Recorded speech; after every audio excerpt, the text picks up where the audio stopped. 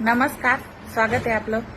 मुलगी झाल्याचा आनंद तर खूप मोठा होतो, पण जेव्हा का मुलीच्या लग्नाचा विषय निघतो ना, तेव्हा मुलीच्या आईवडिलांच्या मनात एक धडकी भरल्यासारखी होते. कारण की धडकी भरण्याचं कारणही तसंच आहे.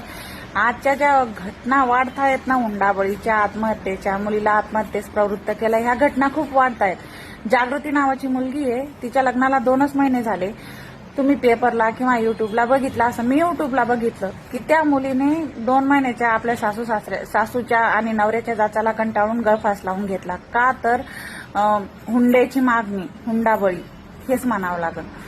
का मुलीचे आई वडील कर्ज काढून त्यांची ऐपत नसताना मुलीचं लग्न करून देतात. तिला एक चांगलं स्थळ भेटावा, आपली लाडोराणी आयुष्यभर सुखात राहावी, हा विचार करणं चुकीचं आहे का? एकदा दिल्यानंतर परत परत घ्यायची हवस ही चांगली आहे का? कमेंटमध्ये मला नक्की सांगा.